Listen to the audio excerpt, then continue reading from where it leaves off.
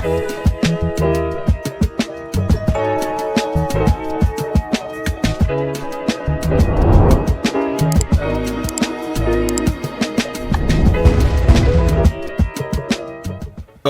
we're going to an episode of On the Wrist from Off the Cuff. It's a really special episode for you guys from the brand Omega. A little about them. They are founded back in 1848. They are Swiss-made in origin, and they are part of the Swatch Group's luxury tier. Although Omega and Tissot merging was actually a precursor to what would eventually come to be known as the Swatch Group. So I'd say their history is a touch more pure than some of the other brands within the group that they more or less just rescued. Now, in terms of the type of watch, this is a dive watch. Some key characteristics. When you're looking for a diver, of course, you're going to want water resistance, typically some type of screw-down crown. You want something that's tough, legible with a dive time bezel, and a diver's extension is always nice if on bracelets. This is a neo vintage Seamaster Professional 300 meter in the electric blue colorway, and it is from the early 2000s, and it really just is really cool in that it combines the classic mid-century features like the big triangle dial and sword hands with modern details like the wave dial, the scalloped bezel, that current case architecture with the lyre lugs, and it's available in various configurations, with I'd say the electric blue models really remaining as standouts among the group, although I'd say slightly less collectible typically than your basic kind of Robert Blake black on black setup. Now, in terms of prices, these currently range between the low 2000s and upper 3000s as of April of 2024, with outliers, of course, above and below based on condition, location, and completeness of package. This one was sourced via watchvault.us out of Houston, Texas, so big shout out to them. And yeah, this one's been on my radar for a very long time. Some of you are also probably noticing that this looks slightly different, hence the Forstner box also in the shot, because this is on a Forstner contemporary flat link bracelet, which I think it suits really beautifully. Yes, there's a lot of polish, but you know what? This particular model also has a lot of polished surfaces. So with that said, let's go ahead, zoom the camera out, get this piece in hand, and take a closer look. Okay guys, so as you can see, this electric blue is exactly that. I mean, it is quite electric, and it's hard to actually come across on video, but the dial itself on the under layer is more of a sunray, very bright kind of royal blue, and then it has a darker blue pattern in terms of the wave texture that goes over the top of the dial, and then when those combine, it really creates quite a three-dimensional effect that again is hard to capture even in studio lighting. I would say it's best captured outdoors, and that's when you can really see this thing come to life. Otherwise, indoors, it's going to pretty much render as a blue dial and various ranges in terms of, tone of blue, brighter and darker. Now, this does have that Forstner contemporary flat link bracelet, which is fantastic, guys. And this actually goes for $185 direct from the brand. And this is also, specific to the application. So it's going to fit absolutely perfectly. And I like that. Now, the bracelet that this originally came on, I just stored it right here in this cool Forstner little box. You guys can see is actually more of that kind of Speedmaster style with the 3-link and then those little kind of polished sections on the outer flanks of the center link. There's no micro adjust, but this is all fully milled, very nice, and everything like that. Male end links which do elongate the case, and that's one thing that I really like about this setup is that now the case has a beautiful just flow and it just drops right off. And of course, this is something that is intrinsic to the design language of Omega, right? When you think about those original trilogy watches that were released, the Seamaster, Railmaster, and Speedmaster, they were all on these beautiful flat link style bracelets. So I feel like this kind of takes it out of the dated category and meshes a little bit more of that, that classic classic mid-century styling, which I think really helps make this just feel a little bit more timeless and less kind of like that early 2000s style, right? Of course, this definitely fits within that with the extra pizzazz of the blue dial. But man, this thing is absolutely gorgeous. Now, in terms of the dimensions, 41 millimeters in diameter here, guys, just 11.8 millimeters thick and 47 millimeters lug to lug, brushed and polished. And it does have a double domed sapphire with an inner AR coating. Ooh, and you can see even at very harsh angles, still very legible thanks to there being that double dome, meaning that it's domed over the top and also domed underneath. So you're going to prevent that extra amount of distortion you might find in a single domed setup.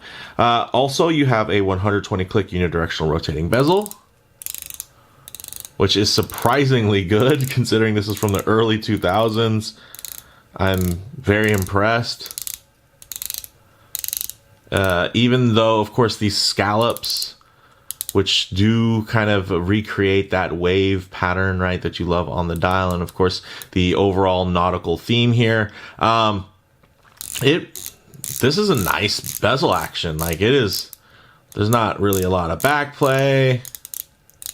The one thing, of course, because this does have that steel insert that is highly polished, what you're going to notice is, guys, what do you see? Fingerprints. So I'm just going to try to wipe those off really quickly off camera here, just so they're not too distracting from the overall presentation. I wanted to forego gloves because this is absolutely a tool watch, and sometimes I feel like it can be a little silly to wear gloves when you're handling something that is really, meant to be, out and used. And some of you might say that's very contradictory, considering the fact that this has so many polished surfaces. But hey, it is what it is. You kind of choose a lane and you go with it. Now, you do have, of course, that helium escape valve right around the 10 o'clock. You have the signed screw down crown here at 3 o'clock. And you even do have, of course, a nice solid case back with that hippocampus there on the back with the wave pattern as well. Now inside, you're gonna have a 44-hour power reserve 4 hertz movement that's gonna be beating at 28,800 vibrations per hour in terms of the beat rate, and it's a modified ETA 2892 known as the Omega Caliber 1120, and this is in a chronometer spec. So this is going to have, COSC standards in terms of its timekeeping tolerances. Now, getting into the details of this beautiful dial, electric blue wave dial with that dark blue wave pattern over that bright sunray blue underneath. You're going to see a nice date at 3 o'clock, well integrated there, printed index and text, and it's me using a really, really well applied C3 Superluminova. You're getting 300 meters of water resistance, guys. That's 1,000 feet, and my goodness, look how thin the profile on this watch is, and that is extremely impressive even to this day in terms of just that footprint. And another thing that I really like about having the bezel being polished versus being a colored insert is, one, it's going to be, overall it's steel versus something like an aluminum and coating. So it's going to be durable and whatnot. But also, I feel like it does help shrink the dial just a bit, because typically when you do have a dial on bezel match in terms of the coloration, it's going to extend the dial. And this is already quite an extended dial, because as you guys can see, those indices and the indexes there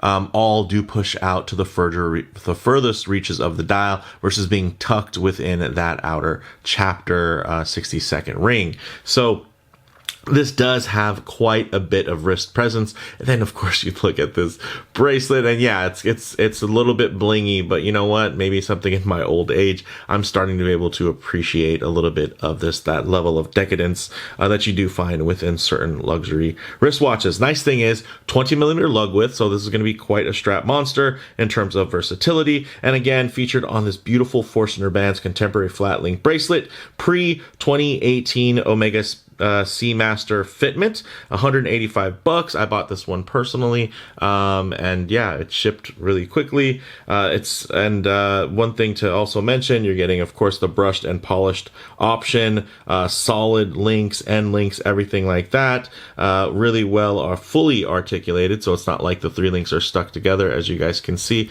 which means beautiful draping that's going to happen there. You're getting a 6-position manual micro adjustment on a push button fully milled clasp. So definitely quite nice, and does offer you, in terms of fitment, now a lot of, a nice range there to really dial this in, especially when you do have shorter links that are really about as long as the half links on other watches. So with that said, let's actually get it on the wrist and see how it wears. Okay guys, as you can see on my 7.5-inch wrist, this just wears beautifully. Check that out. Look at the way that it wraps, the flatness, just the level of kind of organic flow.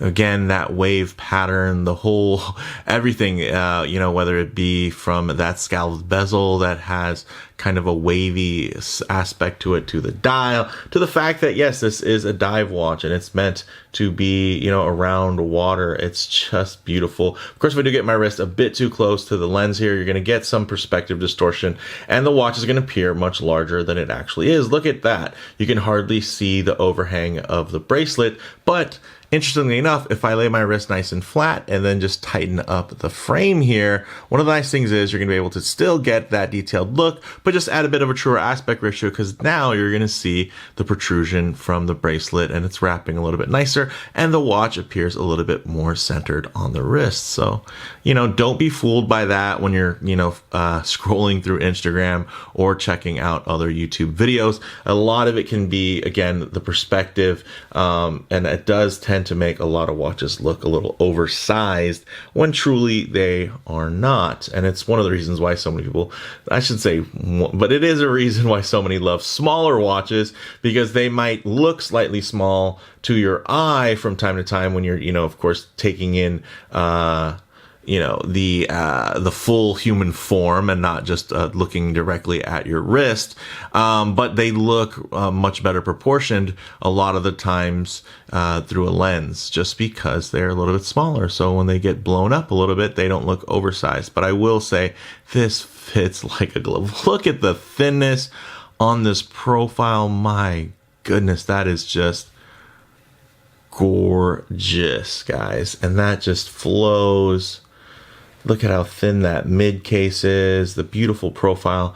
Again, not my favorite design over the years, but there's something about it that really just captured a bit of magic that I'm just happy to share with you all. Now, with that said, let's actually get it off the wrist, set up for some Lume shots, low light transition, and closing thoughts. Okay, let's go ahead and hit the lights here. Yes, look at that Lume, that big triangle, providing you with instant orientation. My gosh, just really nice. And then of course you do have the nice full sword hands versus the more contemporary skeletonized hands, which, can be quite polarizing to a lot of folks. And honestly, I just prefer this aesthetic. I think it's gorgeous. I love the fact that it's a mashup of very classic and contemporary elements.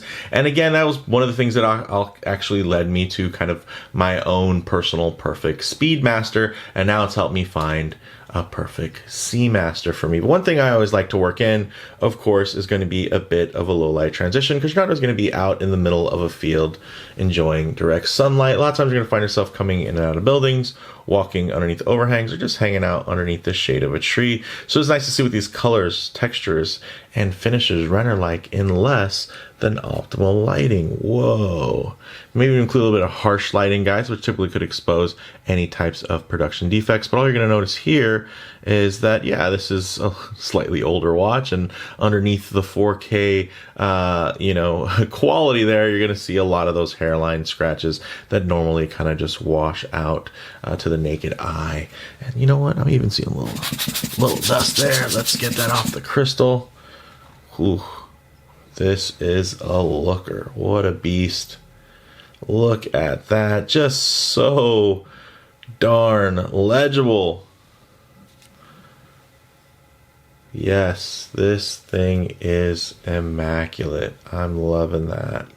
And of course that bracelet, the way that the light just glides over it, again, it just adds that play, that motion, the waves. You're also noticing too a bit more of that sun ray pattern kind of as the light transitions over, just kind of underlying underneath there. And it's not always going to be easy to see. As you guys can see, I'm having to really come at different angles here, but I will say once it's underneath the sun's light, that's where this really again gets its name with the electric blue moniker.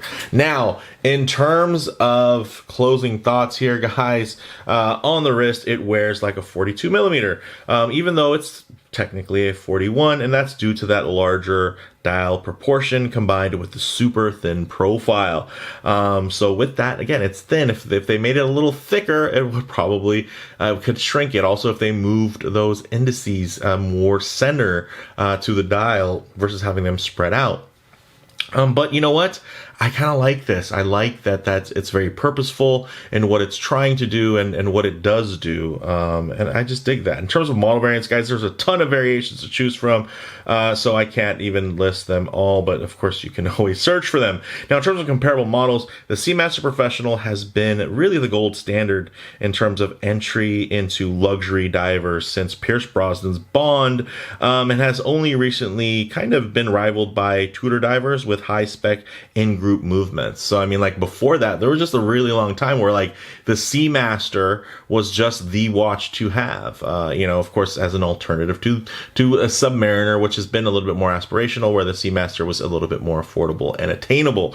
And, you know, honestly, ahead of in terms of technology in a lot of ways, you know, with really Omega being more of a technical brand.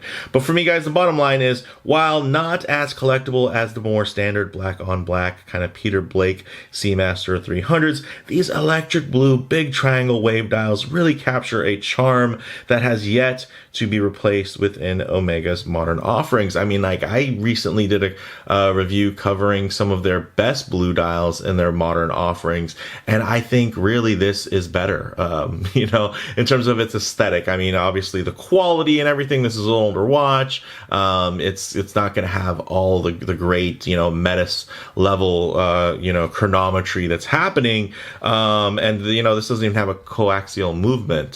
So definitely not on that level, but I think design-wise, there's just so much to really enjoy with this piece. But let me know what you all think down in the comments below. If you like the video, please hit like, and if you haven't already, please subscribe for more content just like this.